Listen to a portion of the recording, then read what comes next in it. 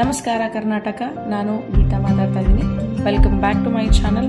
ಇವತ್ತಿನ ವಿಡಿಯೋಲಿ ನಾನು ನಿಮಗೆ ಏನು ನೋಟ್ಸ್ ತೊಗೊಂಬಂದಿದ್ದೀನಿ ಅಂತಂದರೆ, ಏನು ಹೇಳ್ಕೊಳೋದಕ್ಕೆ ಬಂದಿದ್ದೀನಿ ಅಂತಂದರೆ ಥ್ರೆಡ್ಡಿಂಗಿಂದ ಏನೇನು ಯೂಸ್ ಆಗುತ್ತೆ ಮತ್ತು ಅದಕ್ಕೆ ಬೇಕಾಗಿರೋ ಟೂಲ್ಸ್ ಆಗಿರ್ಬೋದು, ಪ್ರಾಡಕ್ಟ್ ಆಗಿರ್ಬೋದು, ಏನೇನಿದೆ ಅನ್ನೋದನ್ನು ನಾನು ನನ್ನ ವಿಡಿಯೋ ಮುಖಾಂತರ ನಿಮಗೆ ತಿಳಿಸ್ಕೊಡ್ತಾ ಬರ್ತೀನಿ. ಪ್ರತಿ ವಿಡಿಯೋಸಲ್ಲೂ ನಿಮಗೆ ನೋಟ್ಸ್ ಪ್ರೊವೈಡ್ ಮಾಡ್ತೀನಿ. ಇವಾಗ ಎಕ್ಸಾಂಪಲ್ ನಾನು ಇವಾಗ ಥ್ರೆಡ್ಡಿಂಗ್ ಮಾಡ್ತಿದ್ದೀನಿ ಅಂತ ಥ್ರೆಡ್ಡಿಂಗ್ ಹೇಳ್ಕೊಡ್ತಿದ್ದೀನಿ ಅಂದರೆ ಥ್ರೆಡ್ಡಿಂಗ್ ಕಂಪ್ಲೀಟ್ ನೋಟ್ಸ್ ನಾನು ನಿಮಗೆ ಪ್ರೊವೈಡ್ ಮಾಡ್ತೀನಿ. ನೆಕ್ಸ್ಟ್ ವ್ಯಾಕ್ಸಿಂಗ್ ಹೇಳ್ಕೊಡ್ತೀನಿ, ವ್ಯಾಕ್ಸಿಂಗ್ ನೋಟ್ಸ್ ಕೂಡ ಪ್ರೊವೈಡ್ ಮಾಡ್ತೀನಿ. ಮತ್ತು ನೆಕ್ಸ್ಟ್ ಪೆಡಿಕ್ಯೂರ್ ಹೇಳ್ಕೊಟ್ರೆ ಪೆಡಿಕ್ಯೂರ್ದು ಪ್ರೊವೈಡ್ ಮಾಡ್ತೀನಿ. ನೀವು ನನ್ನ ಚಾನಲಲ್ಲಿ ಪ್ರತಿಯೊಂದು ವಿಡಿಯೋ ನಾನು ಅಪ್ಲೋಡ್ ಮಾಡಿದವಾಗ ನಿಮಗೆ ಅದರದ್ದೇ ಆದ ನೋಟ್ಸು ಕೂಡ ಸಿಗುತ್ತೆ. ಸೊ ಎಲ್ಲರಿಗೂ ಹೆಲ್ಪ್ಫುಲ್ ಆಗುತ್ತೆ ಅಂತ ಭಾವಿಸ್ತಾ ಬನ್ನಿ ಸ್ಟಾರ್ಟ್ ಮಾಡೋಣ.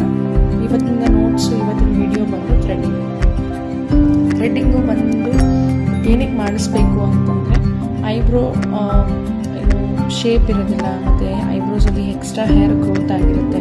ಸೊ ಥ್ರೆಡ್ಡಿಂಗ್ ಮಾಡಿಸೋದ್ರಿಂದ ಐಬ್ರೋಸು ಒಂದು ಶೇಪಲ್ಲಿ ಬರುತ್ತೆ. ಸೊ ತುಂಬ ಚೆನ್ನಾಗಿ ಫೇಸ್ಗೆ ಲುಕ್ ವೈಸ್ ಚೇಂಜ್ ಆಗುತ್ತೆ ಐಬ್ರೋಸ್ ಮಾಡಿಸಿದ್ರೆ. ಅದರಿಂದ ಐಬ್ರೋಸ್ ಮಾಡಿಸ್ಬೇಕಾಗುತ್ತೆ. ಮತ್ತು ಥ್ರೆಡ್ಡಿಂಗು ಯಾವ ಏರಿಯಾ ಮೇಲೆ ಅಂದರೆ ಐಬ್ರೋಸ್ ಫೇಸ್ ಮಾಡ್ಬೋದಾ ಅಥವಾ ಅಂಡರ್ ಆರ್ಮ್ಸ್ ಮಾಡ್ಬೋದಾ ಅದನ್ನು ನಾನು ಈ ವಿಡಿಯೋ ತಿಳಿಸ್ಕೊಡ್ತೀನಿ. ಐಬ್ರೋಸ್ ಬಂದು ಬರೀ ಐಬ್ರೋಸ್ ಮಾತ್ರ ಮಾಡಬೇಕು.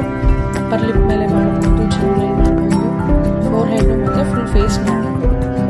ಸೆನ್ಸಿಟಿವ್ ಏರಿಯಾಲಿ ಐಬ್ರೋ ಥ್ರೆಡ್ನ ಯೂಸ್ ಮಾಡಬಾರ್ದು, ಮಾಡಿಕೊಂಡು ಓಕೆನಾ. ನೆಕ್ಸ್ಟ್ ಬಂದು ಟೂಲ್ಸ್ ಅಂದರೆ ಏನೇನು ಬೇಕಾಗುತ್ತೆ ಅಂತ, ಸಿಸರ್ ಬೇಕು, ಮಿರರ್ ಬೇಕು, ಕಾಟನ್ ಬೇಕು ಮತ್ತು ಬ್ರಷ್, ಡಸ್ಟಿಂಗ್ ಬ್ರಷ್ ಬೇಕು. ಐಬ್ರೋಸ್ ಮಾಡಾದ್ಮೇಲೆ ಕ್ಲೀನ್ ಮಾಡಲಿಕ್ಕೆ ಡಸ್ಟಿಂಗ್ ಬ್ರಷ್ ಬೇಕು. ಪ್ರಾಡಕ್ಟ್ಸ್ ಬಂದು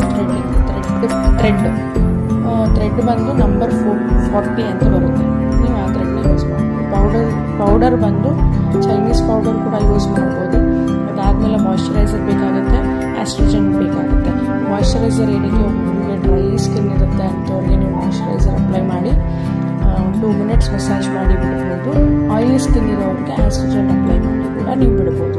ಬ್ರ್ಯಾಂಡ್ ಬಂದು ಆರ್ಗ್ಯಾನಿಕ್ ನೀವು ತೊಗೊಳ್ಬೋದು. ಬ್ರ್ಯಾಂಡು ಥ್ರೆಡ್ಡಿಂಗಲ್ಲಿ ಅದು ತುಂಬ ಚೆನ್ನಾಗಿದೆ, ಅದನ್ನೇ ನೀವು ಯೂಸ್ ಮಾಡ್ಬೋದು. ಮತ್ತು ಟೈಮಿಂಗ್ಸ್ ಬಂದು 3 to 5 ಮಿನಿಟ್ಸ್ ಒಳಗಡೆ ಮುಗಿಸ್ಲೂಬೋದು, ಅಥವಾ ಒಬ್ಬರು 10 ಮಿನಿಟ್ಸ್ ತೊಗೊತಾರೆ. ಸ್ಟಾರ್ಟಿಂಗ್ ಏನಾದರೂ ಬಿಗಿನರ್ಸ್ ಇದ್ದರೆ, ಸ್ಟಾರ್ಟ್ ಮಾಡ್ತಾ ಇದ್ದೀರಾ ಅಂತಂದರೆ ತೀರಾ ಪ್ರಾಕ್ಟೀಸ್ ಬೇಕಾಗುತ್ತೆ. ನೀವು 3 to 5 ಮಿನಿಟ್ಸ್ ಒಳಗಡೆ ಮುಗಿಸೋದಕ್ಕೆ ನಿಮಗೆ ತುಂಬ ಪ್ರಾಕ್ಟೀಸ್ ಬೇಕಾಗುತ್ತೆ.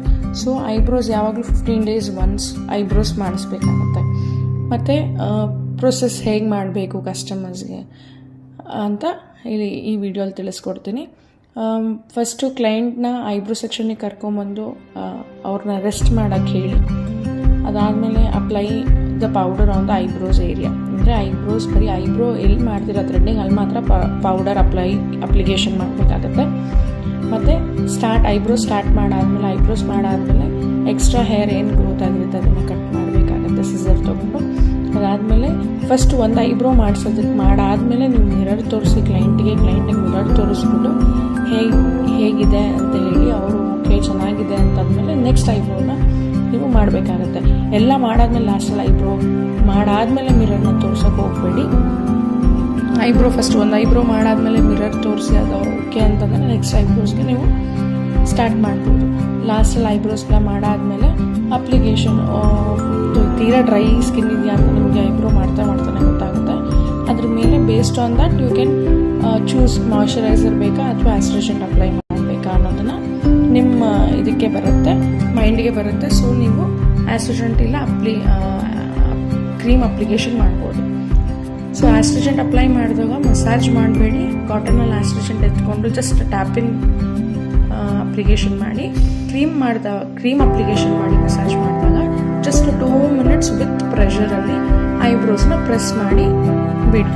ಈ ವಿಡಿಯೋ ನಿಮ್ಗೆ ಇಷ್ಟ ಆಗಿದ್ರೆ